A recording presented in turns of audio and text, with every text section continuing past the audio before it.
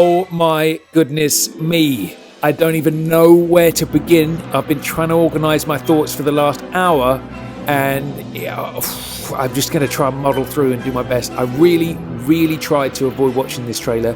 I thought to myself, no, I've had enough. I don't need to see any more. I'm intrigued enough, but I just couldn't do it. I lasted for about 45 minutes, and then I just caved in and watched it. And oh my God, what an amazing trailer. I just can't get over it. I think this is just, I'm just going to lose control. I'm not even going to make any sense. This is just going to be an hour and a half of podcasting of me on my own, just kind of making random noises into the microphone. Right, so I suppose before I begin, I should say Chris and I have already recorded the next couple of episodes of JBR because Chris has been away and I'm going away on holiday on Friday. So there will be no Spectre trailer content in the next two episodes. So I thought I'd put out this quick emergency one just to kind of fill your ears with some speculation and stuff like that. So here it is. Now, before I begin, there's something that I've kind of come across today, which I don't think many people have actually noticed yet, which is if you go to 007.com, where the trailer was actually kind of hosted, underneath we've got like an expanded synopsis, which kind of reveals some details. So check this out. I'm going to read it for you. A new trailer for Spectre, the 24th James Bond adventure, has been released today. A cryptic message from the past sends James Bond on a rogue mission to Mexico City and eventually Rome, where he meets Lucia Sciarra, the beautiful and forbidden widow of an infamous criminal. So, interesting. Ooh, he's gone rogue at the very beginning. I like it. I like it when Bond goes rogue. Anyway, Bond infiltrates a secret meeting and uncovers the existence of the sinister organisation known as SPECTRE. Meanwhile, back in London, Max Denby, the new head of the Centre for National Security, questions Bond's actions and challenges the relevance of MI6, led by M. Bond covertly enlists Moneypenny and Q to help him seek out Madeleine Swan. Now here's where it gets interesting. The daughter of his old nemesis, Mr. White. So Madeleine Swan is Mr. White's daughter. I didn't see that one coming. Who may hold the clue to untangling the web of Spectre. As the daughter of an assassin, she understands Bond in a way most others cannot. Now that's interesting. They've kind of referred to Mr. White as an assassin. So maybe that was his role within Quantum and Spectre, is the kind of the kind of, you know, the guy they send out to do all the dirty business. Obviously he comes in and kills Le Chiffre at the end of Casino Royale, but other than that, there isn't a whole lot kind of pointing towards that being his primary role. So it's interesting they've used that word. As Bond ventures towards the heart of Spectre, he learns of a chilling connection between himself and the enemy he seeks, played by Christoph Waltz. Notice again, the enemy he seeks. We don't get any character name for him still. Released in the UK on October 26 and in the US on November 6, 2015. And they've released some new kind of still images as well. We've got some Moneypenny, some Madeleine Swan, Bond and Sciarra at the funeral, I guess. We've got some Stephanie Sigmund. We've got M in his office. We've got Bond leaning over the chessboard in Mr. White's house. We've got Bond and Mr. White kind of standing either side of that table. Bond in the cracked window of the plane. There's loads of them. So yeah, head on over to 007.com. You can see those. We've got some images of Denby, all sorts of stuff, all sorts of exciting stuff. Oh, I've come over all peculiar. Right, so let's get cracking then. So I'm going to go through the trailer bit by bit and see. And there's been some things that I've kind of seen after the sort of 150th viewing that I didn't notice and didn't pick up on first, for the first 149 viewings. So we might sort of uncover some little nuggets here. So as we begin, we've got the visuals of the Day of the Dead sequence with a kind of sort of Baron Samedi looking kind of geezer with a skull mask on and all that kind of stuff. Now this, oh my God, I've said this before on the podcast. I've said this before, how I'll just be happy if there's a scene where they're in M's old school office and Bond's getting told off by M. And it's like they've answered my dreams, they've answered my prayers immediately in this trailer. You've got M saying, "You have no authority, none. Mexico City, what were you doing there?" And there's Ralph looking amazing in his office room. and it's just it's like old school. It's so old school. It's like all the wood on the walls. You got Bond sitting across the desk. All I ever wanted from this film is for Bond to walk through the padded leather doors and sit down and hear about his mission or get told off by him. That's all I ever wanted, and there it is. It's happening. So with that, we see kind of Bond walking across a rooftop. And he's got kind of like a sort of a machine gun looking thing. And he's kind of setting up to kind of snipe across this gap. And there's a window with, I'm guessing it's the dude that we've seen in the foot chase. I think his name was Marco Sciarra, something Sciarra anyway, from the foot chase from the teaser trailer, in that window. Bond fires and there's a huge explosion. So either that's a really powerful bullet or there's some kind of extra explosive been planted in the room. We don't know yet. And then so obviously after that we cut to Bond. He's sitting in the chair in M's office and he says, "I was taking some overdue holiday," which is lovely, isn't it? That's like old school Bond flippancy. I could hear Connery saying a line like that being told off by Bernard. And dude, that office just looks incredible. Right, next up, we get kind of like an establishing shot of London. You can see the London Eye and all that kind of stuff in the distance. And I guess this scene takes place in Bond's apartment. We get Moneypenny saying, "So what's going on, James? They say you're finished." And 007 says, "What do you think?" And Moneypenny says, "I think you're just getting started." So what I really like about this is the shot of Bond sitting down. He's sitting in the chair with his shirt on, in his shirt sleeves, no jacket, with his shoulder holster on, just like Connery does in Dr. No before he shoots Professor Dent. That look is amazing. I remember when they had that similar thing in Tomorrow Never Dies with Brosnan, when he's waiting for Paris Carver to come back and he's knocking back shots of vodka. Just that look of Bond sitting in a chair looking moody in his shirt sleeves with his shoulder holster on. It is such a cool look. It looks rad. So I'm guessing, Bond's gone rogue at the beginning of this film. M's told him off. He's probably been suspended or something like that, and he's brooding at home, being pissed off. And Moneypenny's popped round to see what's going on. So yes, oh man, what a great visual, man. There's so many, actually. A lot of the stills I've seen just look visually amazing, and just that portrait of Daniel sitting in that chair like that, that's one of those I would love, a black and white 8x10 of that, sticking it on my wall, preferably laminated, and yeah, that's a brilliant shot.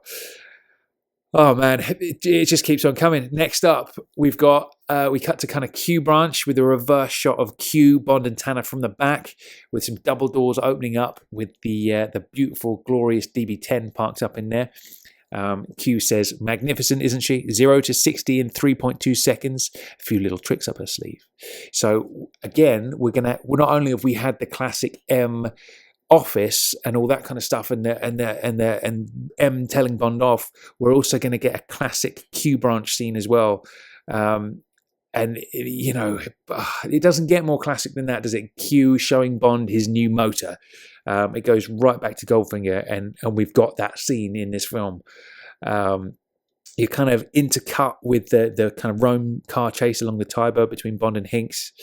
And then we cut to back to Q branch, and Bond says, "Do one more thing for me." Q says, "What do you have in mind?"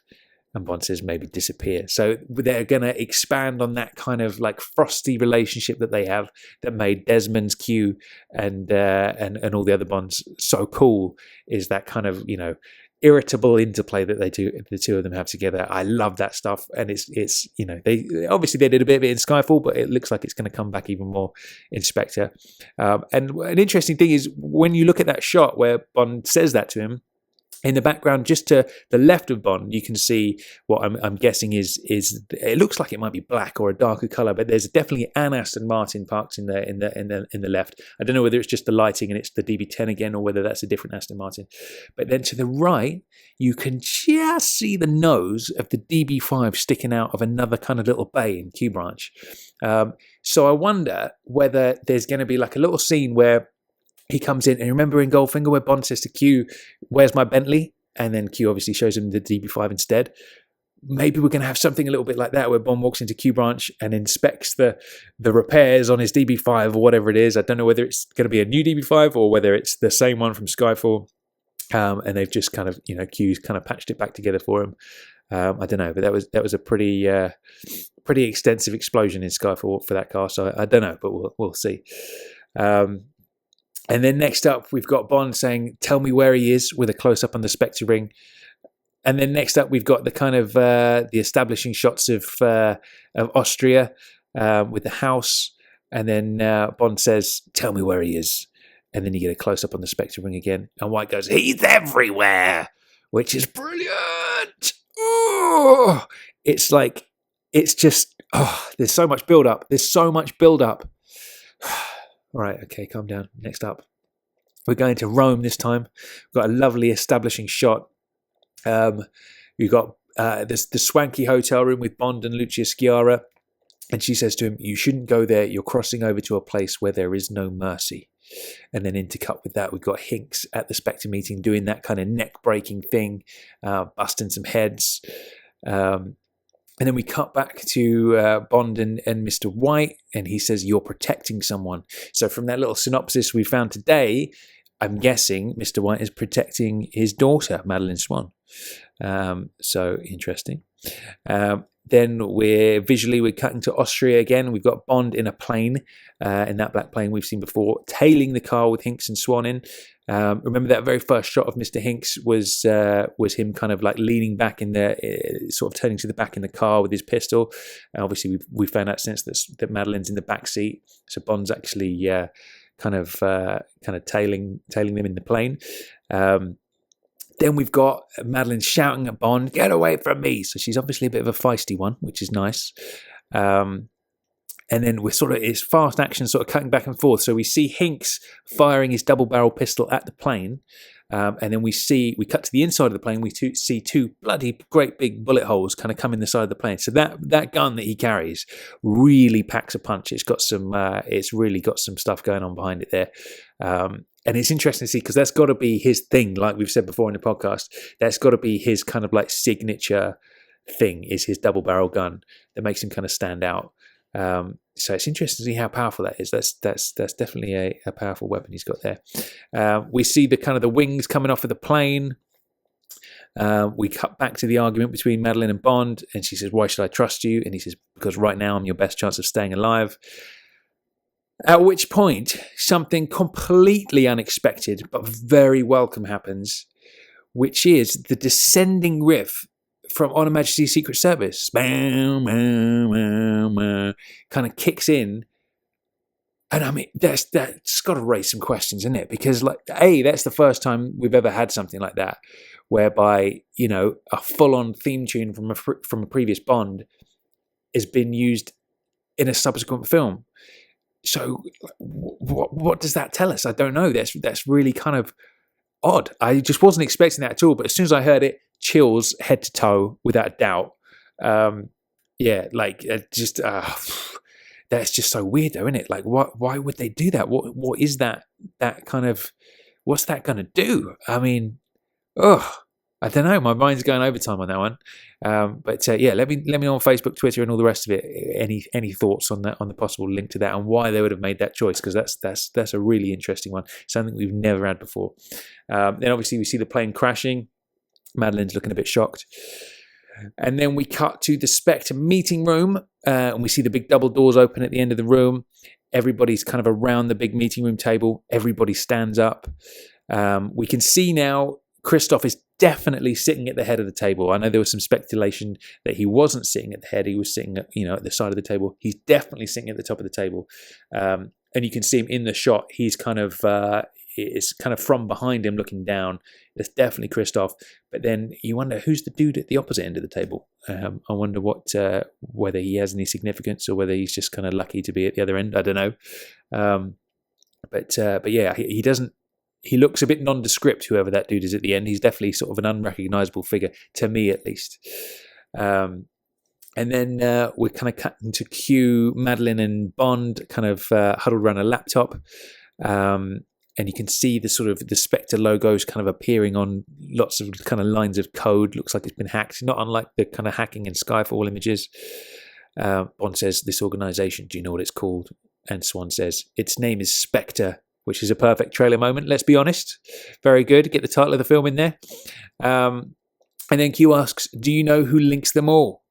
And then we get this shot of Bond walking into some kind of monument with a list of names kind of inscribed on the wall.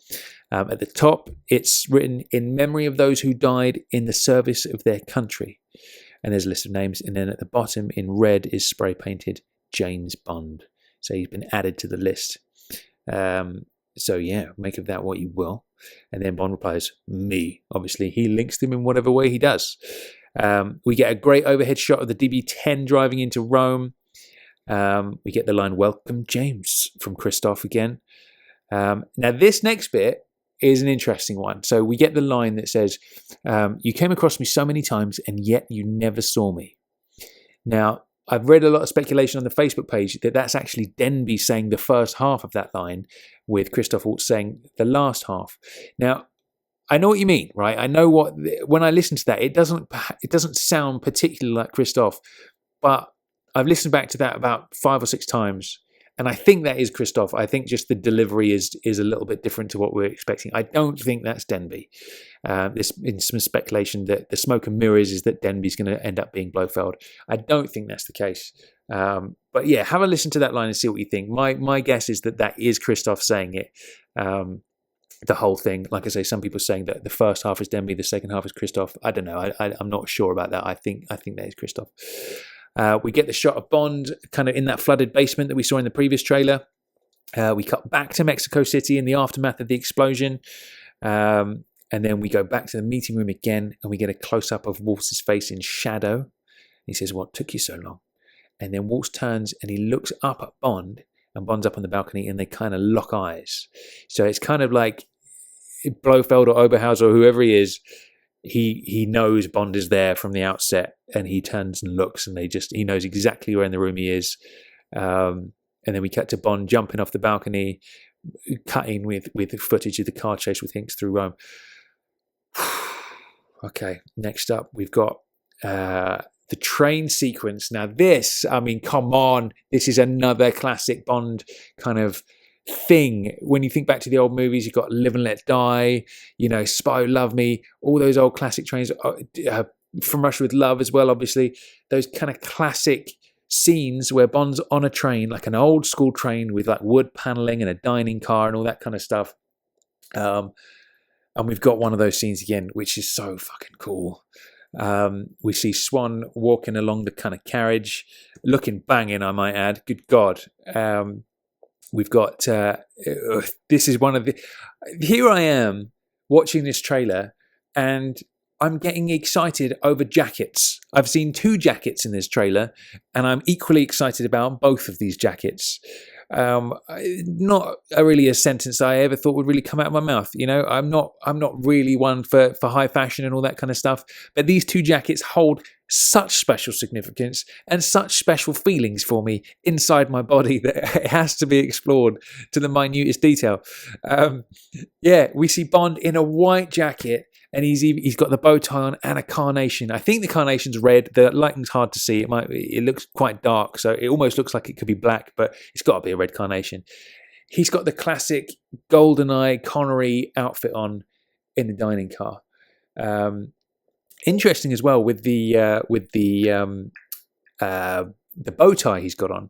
It's kind of got like pointed edges, so it's like most bow ties kind of like end square on. These kind of end at sort of triangles. So I don't know whether that's like there's a special name for that. I don't know. I'm not sort of that experienced in the world of fine gentlemanly dressing.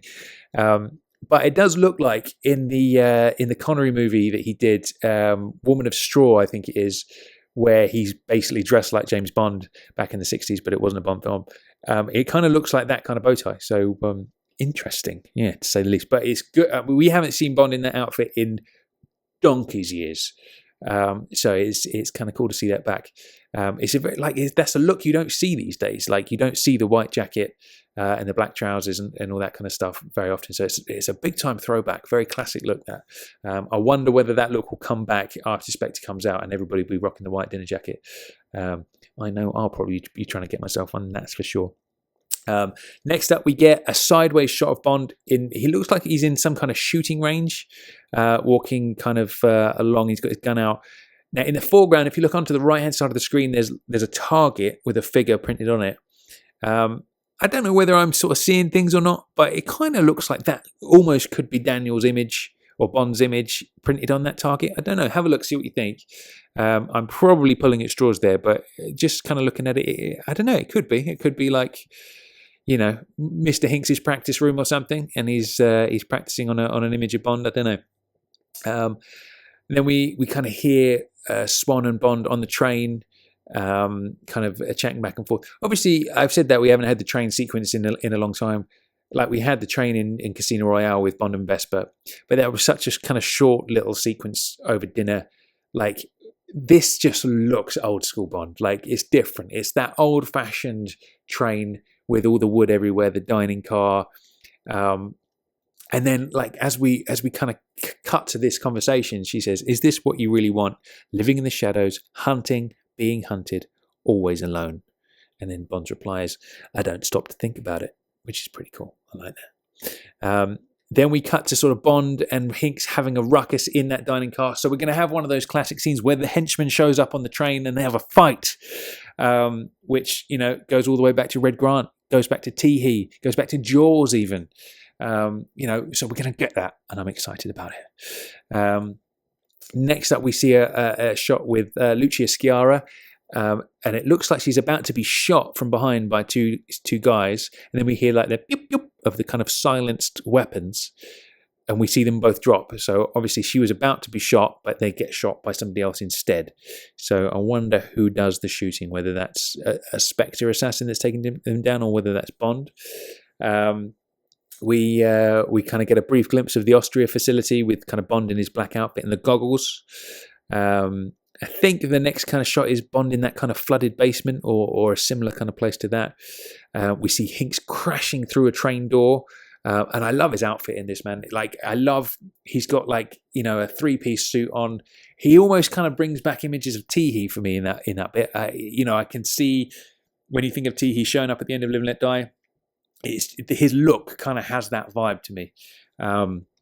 And he looks like such a mean bastard. Like we were talking before about how do you make a Bond henchman kind of iconic and memorable without being super cheesy. Do you know what I mean? It's so easy to make it like a lot of people feel like Stamper is a bit of a sort of, cookie cutter Bond henchman who doesn't particularly stand out all that much. But Hinks, I don't know, there's a quality about him when essentially all he is a big dude with a double-barrel pistol. But I don't know, there's just something about him, that little X Factor thing, that just makes him stand out in a huge way.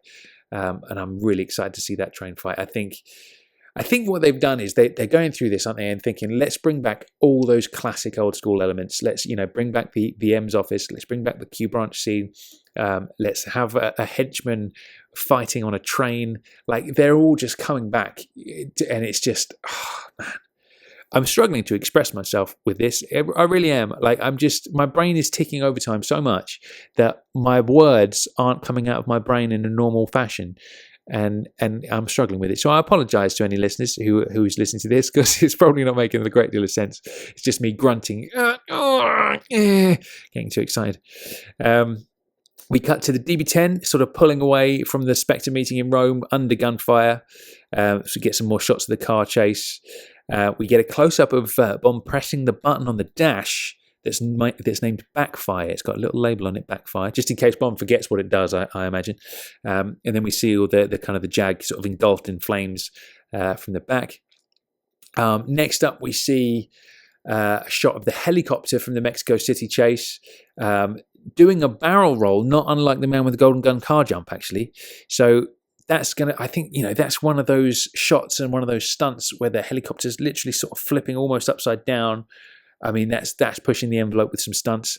Like we always say with Bond stunts, it's like Bond should be and is at the pinnacle of stunts, in the sense that, something like the barrel roll, it was never done before. Running across the crocodiles, never done before. All these super memorable stunts. And that's why when they rock out CGI and things, it just doesn't match up.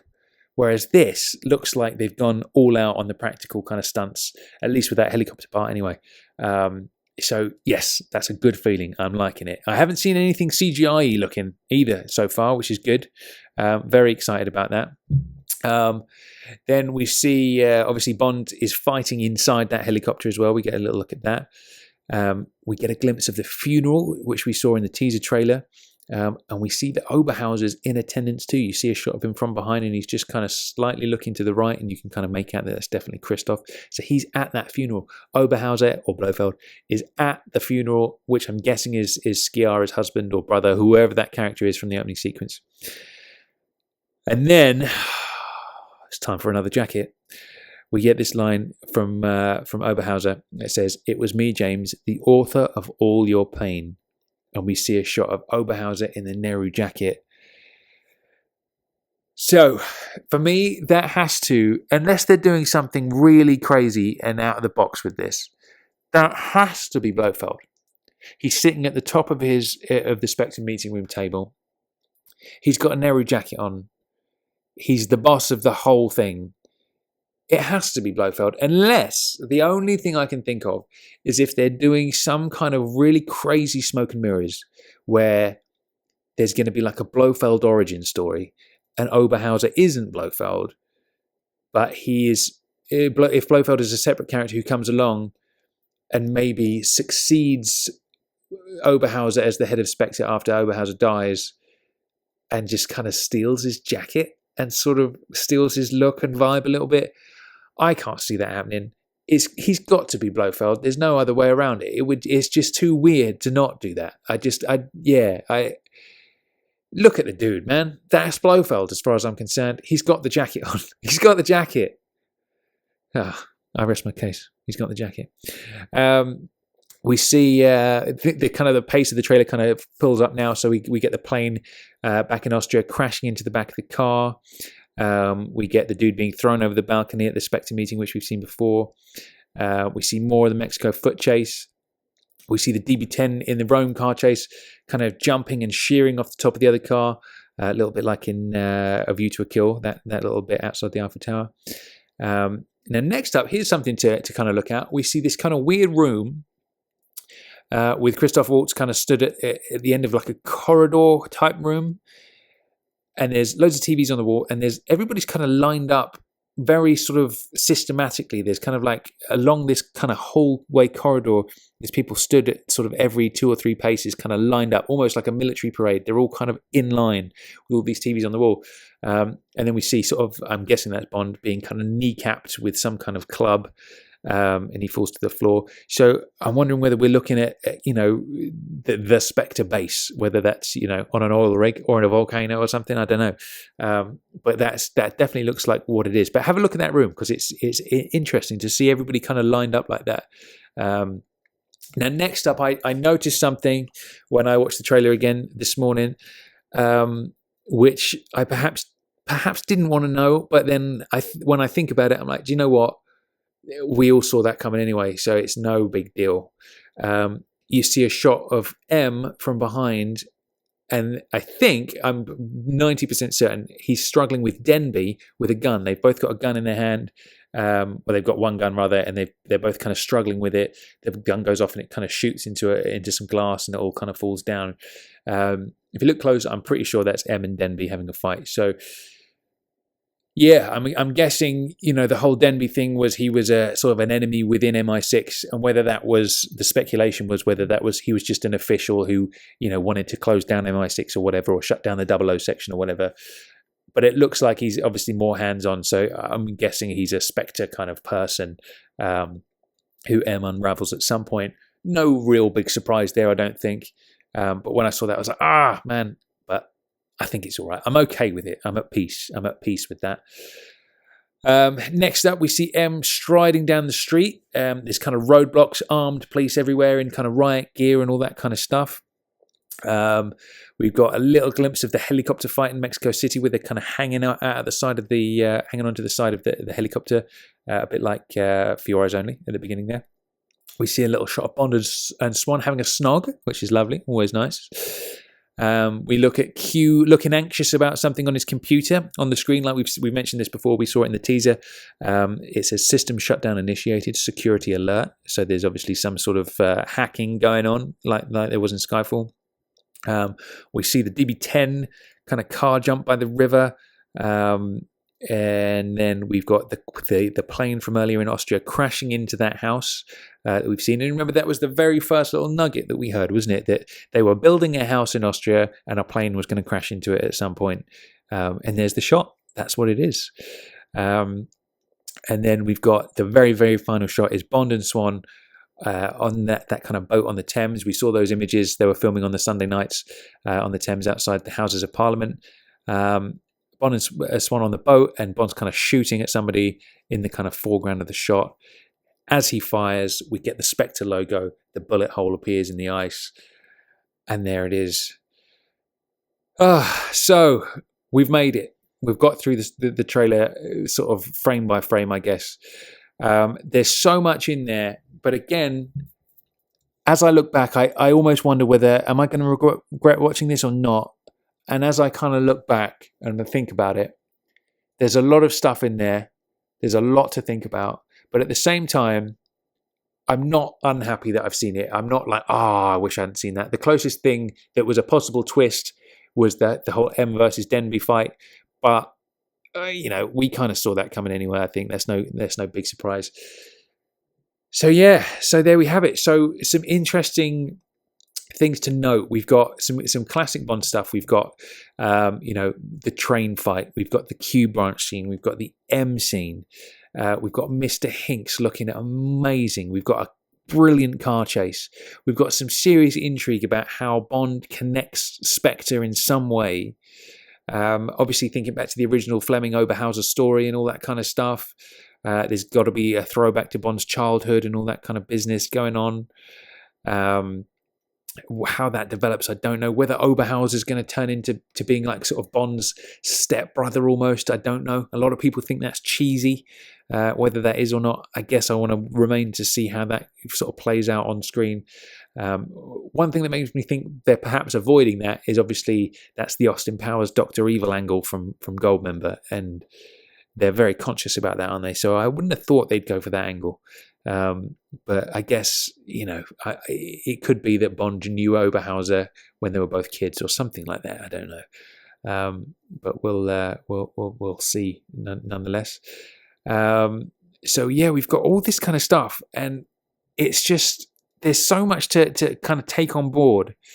It's almost like this is they've taken all the elements of classic Bond and fused it together into a film we've been waiting for our entire lives. If you look at when Casino Royale came out, and I saw that, and I loved it so much, and I still do, and it is my favourite, second only to On Her Majesty's.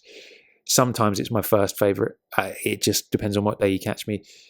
And I thought to myself, you can't possibly better that. You just can't do it. It's too good. But I have a strong suspicion, man, this one's going to blow it out of the water. I really do. Like, this is, we've got some original Fleming material. We've got all these classic Bond elements that we haven't seen for so long, all kind of mixed up together. And we've got the return of Spectre, which is such a classic thing it was the biggest missed opportunity in all of movie history. You've got like the whole Connery sequence of movies building up to this climax. Dr. No worked for Spectre. We had Spectre From Russia With Love. We didn't have it in Goldfinger. We had the huge one in Thunderball. We had an even huger one in You Only Live Twice. And then, that was the big Blofeld reveal, wasn't it, in You Only Live Twice? That was the first time we'd seen him in the fifth movie. That was a huge build-up over 5 years from, this shadowy dude in the background, we never saw his face, to seeing his face in You Only Live Twice. And then we have On Her Majesty's Secret Service, Bond versus Blofeld. Blofeld kills his wife. I mean, 6 films coming right up to this huge showdown between Bond and Blofeld. And then what happens? Nothing. We get Blofeld one more time in Diamonds Are Forever, which should have almost was like a completely unrelated story. It was like an unrelated Blofeld, really. There was no throwback to that previous lineup. And even then, at the end of that film, we never see what happens to Blofeld at the end. He's hanging from the crane in his Bartho sub, and that's the last we see of him. And that is the last we see of Blofeld throughout the entire series. And if that is not the biggest missed opportunity, I don't know what is. Obviously, we had the little thing in For Your Eyes Only, but that was like a humorous little kind of silly thing. It wasn't like, it wasn't a payoff by any means. And now we have Blofeld back, we have Spectre back, and there's the chance to do everything properly. And the way they're tying it in with Mr. White back through to Casino Royale, meaning it's going to colour the entire Daniel period, is just probably the most exciting thing I've ever heard in all my life. It's that exciting. And I don't know what I'm going to do with myself until October. I'm thinking I might just kind of lock myself indoors, have somebody deliver meals to the house, just in case I die or something. Because if that happens, if I get hit by a car or something like that, and I don't get to see this film, I'm going to be really pissed off. I'm going to be so gutted. So I've got to play it safe. I've got to make sure I stay alive at least until October so I can see this film. Yeah, I've been waiting too long for this, as we all have. So let's take it over to Facebook and let's see some of the comments we've had come in. So obviously the trailer was posted kind of last night for me over here in LA. So we've got John Ward says, shit my pants again. Oliver Shane Madden says, brilliant. First thing I noticed, the On Her Majesty's Secret Service theme. A lot of people are talking about that. Fiona Jameson, she says the same thing. Drew Hunter says, this is absolutely amazing. This is going to be a definitive Bond film. Drew, I agree with you. I think this is the one. Like, I can't see, even if we go and watch this film and it's rubbish, I'm still going to love it because it's Spectre. It's got all these classic elements. It's going to be so good to see that. And it looks like it's done not in a way like Die Another Day was done, where they were just sort of doing silly little nods and callbacks to the previous movies just to be like, oh yeah, look at that. This is like, it's like an updated version of classic Bond. It's not like they're just doing it for the sake of being like Bond. It's like they've taken those ingredients from old school Bond and brought it right back into 2015. Like it just has that feel about it. Zail Khalsa, I'm sorry if I've mispronounced that, says, watch the trailer, but don't read the trailer info from Eon. It goes too far. So that's obviously what I read out at the beginning of this episode. So there's a warning to you. Tom Clark says, holy crap, that was awesome. What else have we got? Zail again says, I've been predicting top 5 or 6 all time after reading the shooting script. Now I'd go higher. So obviously the script is a bloody good one to be ranked 5 or 6 all time, but to see it on screen, it takes it to another level. So good work on that. Ben Cherry says, oh my god, incredible trailer, everything about it is perfect. Okay, it's spoilerish in that it confirms more of the plot than we've known for sure before, but so much is left unsaid and unknown. I think there are still some massive twists to come. So excited. Thanks to JBR for giving us fans this great platform to share this together. No problem, Ben. You're very welcome. Believe me, it's equally good for me and Chris as it is for anybody else who listens, because it's great to have like a family to experience and share all this kind of stuff with for us too. So no worries, man. Next up, we've got James Roberts says, just watched this for the 6th time. It has brought a tear to my eyes. Simon Uskuri says, I've watched it twice and I'm still no closer to knowing the plot. I would say this gives more direction to where the film is heading, but I still feel it's littered with red herrings. The main thing with this trailer is the scale of it. The film looks so epic, a real classic Bond film, and the soundtrack is awesome. Dean Alomez says, I just came. Ha ha ha, wow. I must admit, I'm nearing that point as well. I probably already have, let's face it. Andrew Racing says, watched it 10 times, each time a tear forms. This is the Daniel Bond film we have been waiting for. Love the On Her Majesty's vibe and the Sean Connery tuxedo. Classy. He also says, I wonder if the Majesty's theme is an indicator of the film direction, and will this be in the final score for the film? Chris Emery says, did I just see Christoph Waltz in a Nehru jacket? Yes, you did, my friend. Yes, you did. And that was one of the most exciting parts of the trailer.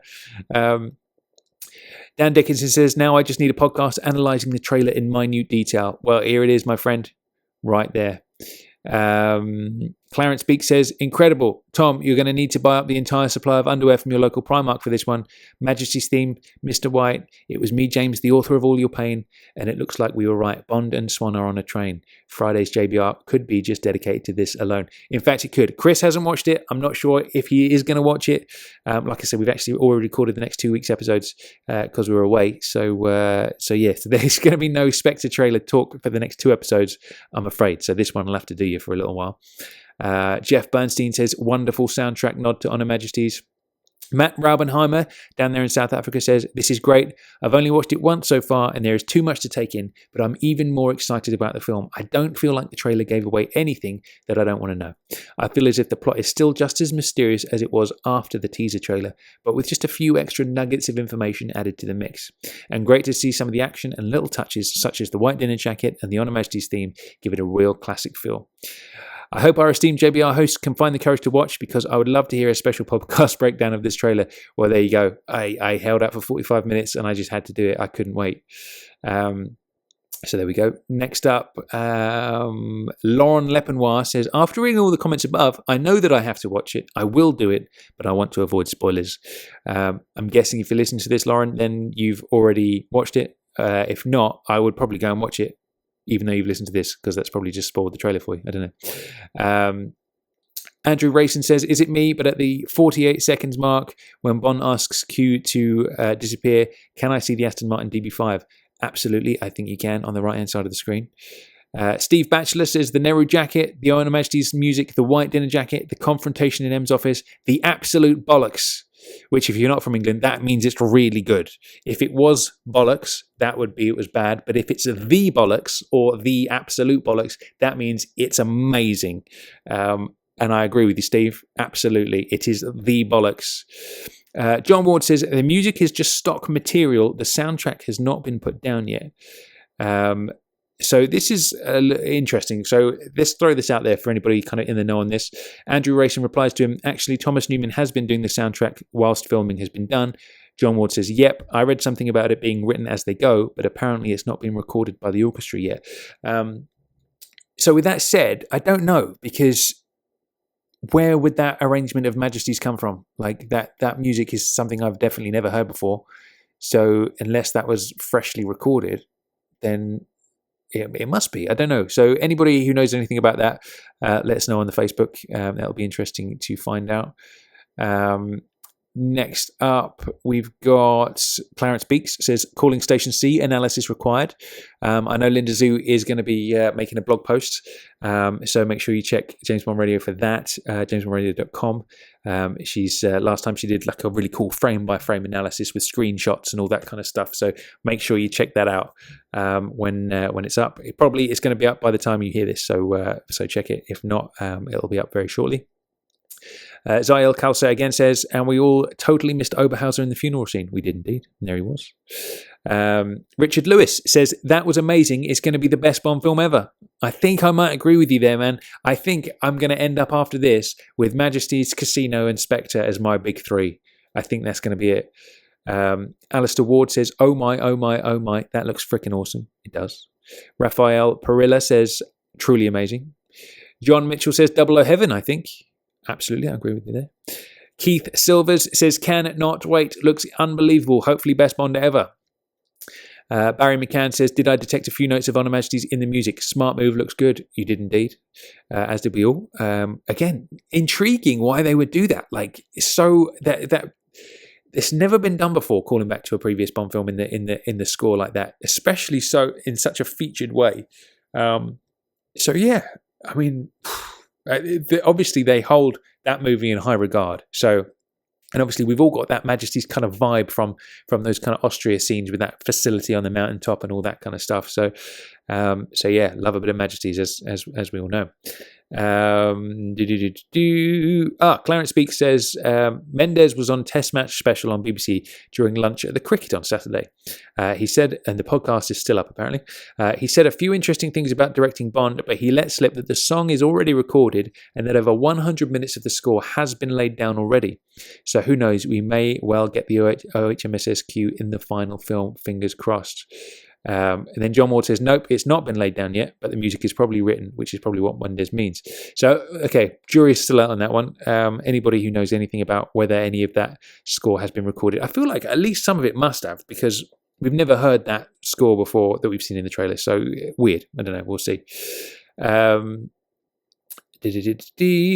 Andrew Rayson says, looks like the gadgets in the DB10 are a work in progress, not hidden away like in the other films. Looks like the controls are screwed onto the dashboard. Not sure if I like that, but we will see. So yeah, we've only got a very brief glimpse of that, and it is like a big red button on the dash. But who knows? There might be like a section of the console in the center of the dashboard or something that he presses and it releases a section with a button in or something like that. But yeah, interesting. Leland Bunting says, now I'll have the Majesty's tune stuck in my head for the rest of the day. Amazing. Next up, we've got Ed Arroyo says, excellent. Matthew R. Grice says, oh my fucking God, I've cummed. Which is a very graphic and lovely way of putting it. I like it. Well done. Congratulations. He says, the white dinner jacket and M giving Bond a good bollocking, which is, oh man, like I said earlier, I've wanted to see M give Bond a good bollocking in that office for a long time. And the dynamic's going to be so different. I feel like Judi Dench's M, as much as we all love her, the relationship was different. It was like the whole motherly relationship thing.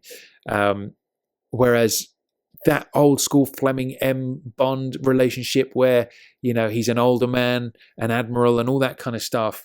We're going to get that with Ralph Fiennes. It's going to be that old dynamic again. It's going to be so different and so good. Very, very excited for that. And there we have it. That's all those comments. Have we got any more? Of course, I posted my trailer reaction video on the Facebook page and on Twitter as well last night. Alistair Brown says on that thread, couldn't agree more. It's all about the jackets. Damn right, it's all about the jackets. You can have all the stunts in the world, but those two jackets are so powerful that it's just you have to comment on them and you have to love them because that's what they are. Warren Ringham says Tom's reaction is almost as entertaining as the trailer. I don't know about that. Rebecca Andrews says, I don't know what's better. Glad all those who saw it flipped out at the same parts. Seems like I'm not alone with the jacket excitement. Harry Steele says, I'm not going to watch it. I've managed to avoid the TV spot too, although I accidentally caught a glimpse of it the other day, spoiling the fact that Bond does a bit of running and shooting at some point. And then, jokingly, he says, Spectre is ruined for me in all capital letters. Yeah, sorry about that, Harry. Bond will indeed do some running and shooting at some point. But I guess you're not listening to this if you're avoiding all spoilers. Brendan Lowe says, you flipped out at the same parts I did. The white jacket. There it is. William Toastman says, some sort of incomprehensible words that don't make any sense. I guess he's just too excited to type. Sid Man says there's a nice riff from On Her Majesty's musically. And I have a massive reason to like this as much, if not more than Skyfall 2. So there you go. Another Majesty's fan there. Josh Trett says, do you need a hug? Yes, I do. I do need a hug and a warm blanket and something to calm me down. John Hughes says, I can only hope there's a nifty slide whistle effect in the movie when that chopper does its spin. Let's hope so, eh? I wonder. There we go. Nice. Rebecca Andrews says, knew you wouldn't last long. Love the On Her Majesty style music and the white jacket and Waltz's jacket and that car. Can't wait. We've got Mark Wright says, absolutely loved it. I was utterly speechless and wide-eyed and grinning. Definitely need a strong coffee now. Thomas Hobmer says, I love it. Gary Smith says, I'm seriously trying to hold out watching the trailer, but as the day is going on, I'm finding it harder, especially on reading a few comments on Facebook. Lucas Hip says, wow, just wow, everything looks awesome in this trailer. If they play the Majesty's theme in the movie, I might pass out from excitement. Did anyone else notice the Baron Samedi lookalike at the beginning? Absolutely. Yeah, good stuff. Good call. David Bolton says, what is with the white jacket? So I don't know about, I don't quite know what you're asking there. I guess it's, if you're a Bond fan, it's pretty obvious what is with the white jacket. I don't know if you've noticed something about it, maybe that none of us have, and that's what you're asking. I don't know, but let us know. Good stuff. Simon Medding says, towel time. Not sure what he means by that. Antoinette Michelli says, wow, I friggin' love it. Jeff Silence says, great to see Tom had as much willpower avoiding the trailer as I did. I'm going to be annoyingly excited for the rest of the day, as we're all. Sheila James, somewhat predictably, is very excited that the Majesty's score is in there. She says, "What? My head just exploded." But she says, blah, blah, blah. It's missing a handsome guy in a blue ski suit. So I'm sure she's referring to George there, obviously. But he won't be in this one, sadly, Sheila. But you can always pretend, I suppose. Antoinette Michelli again says, "I watched it 5 times. It's awesome. I can't wait to see the pre-title sequence, and whoever decides to sing the score, it better be good." Jeff Glave says, "On a Majesty score fan, wait for it. Tastic," in huge letters. Mark McHugh says, "Waltz isn't Blofeld, Moriarty is." So again, there's another one thinking that Denby is going to turn out to be Blofeld. John D. Simmons says, "Not going to watch it, not going to watch it, not going to watch it." I salute your self-control. I really do, because I couldn't help it. Mark McHugh says, "If you listen carefully to 'You Came Across Me So Many Times But You Never Saw Me, What Took You So Long' bit," Walt says the second bit, but Scott says the first. Definitely Moriarty equals Blofeld. So, yeah, so there he is backing it up again. Like I sort of mentioned before, I'm not sure about that. I kind of feel that is Christoph, but obviously that remains to be seen. James Roberts says, "Love how old school the gadget buttons on the Aston are if you pause the frame." Jack Lugo says, "So was the Spectre trailer playing its own version of Guess the Music Cue?" Maybe it was. I'm guessing they've all been listening to JBR and they thought, let's actually work a bit of that into Spectre a little bit. I'm sure. Definitely. What else have we got? Luke Arnold says, "Ha ha ha, it really is going to be the best Bond ever. Everything just seems perfect. From the Baron Samedi suit Bond's wearing at the beginning to the what? Oh! From the Baron Samedi suit Bond's wearing at the beginning to the white tux, and don't forget the sexy car." So Luke, I think, is insinuating that the dude in the skull mask might be Bond in disguise. Interesting. Let me have a look at that. I want to have a look at that now. I'm going to get it close up. I'm going to get it in frame. I'm going to have a look. Oh, I think you might be right. Yeah, I didn't pick up on that. Well done.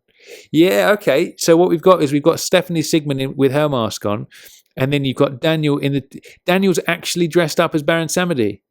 Yeah, that's it. He's got the kind of bone suit on. Yeah, well spotted, dude. I didn't pick up on that. At least I think so. I don't think I can miss those ear rolls anywhere. Those are Daniel's ears. And let's look at the shot from behind. Yeah. Interesting. Yeah, so that's Bond in disguise with the skull mask on. Well spotted, dude. Excellent attention to detail. Very impressed with that. Yeah, good stuff. Good one, Luke. Zayo Kalser again says, "A full-on OHMSS with the gunshot kill at the end and Ernst Stavro Blofeld getting the scar, followed by a revenge film."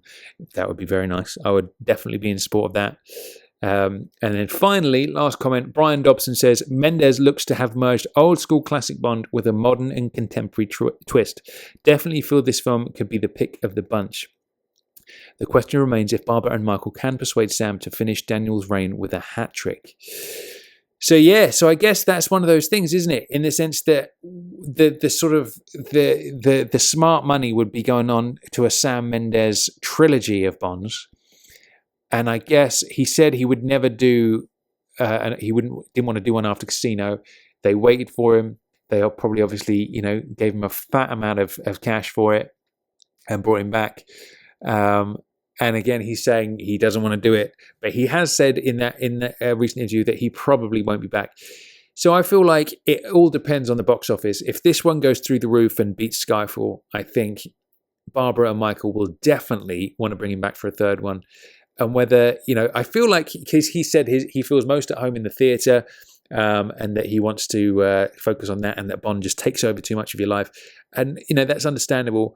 But I feel like if you've made something that really kind of strikes a chord with people and is really popular, and most importantly for this kind of thing, makes a shit ton of money, then I think he could be brought back. He said no once and they brought him round. I feel like rounding out Daniel's tenure with a trilogy would be a great way to go out. Yeah, I feel it just all depends on how Spectre is received. If it goes really well, then I think I'm reasonably certain they'll be able to pull him back in, no matter what he says now. Even if he's like, "No, I'm never doing it again," I feel like Barbara and Michael can be very, very persuasive, and I think that'll probably be the case. But I don't know. Speculation at this point, of course, we don't know. But that would be cool. And then if we think about it, we'd have a 5-movie arc of Daniel's Bond with that kind of thread running through all of them, apart from Skyfall. This does feel, when we look at this, how epic it is. It does feel like Thunderball to Skyfall's Goldfinger. Goldfinger was a rest from the Spectre story. Then they ratcheted it up to 11 with Thunderball and made it the huge one with the atomic bombs and every 00 man in Europe being sent in. I feel like this is the same thing. So I feel like this will be Thunderball. The next one will be You Only Live Twice, and that'll maybe be the end of Daniel's reign. Who knows? But to round out today's emergency special podcast, what can I say? I've already said it all. It's amazing. I think I've said this before. When I watch Bond trailers, I remember watching Quantum and being so excited that we were going to see the revenge kind of mission and all that kind of stuff, being so excited for it. And I watched the film, and for me, that one didn't come out on top, and it was like, that's a bit of a letdown. But, still like the movie, whatever. Again, I remember watching Skyfall and being so excited for new Bond.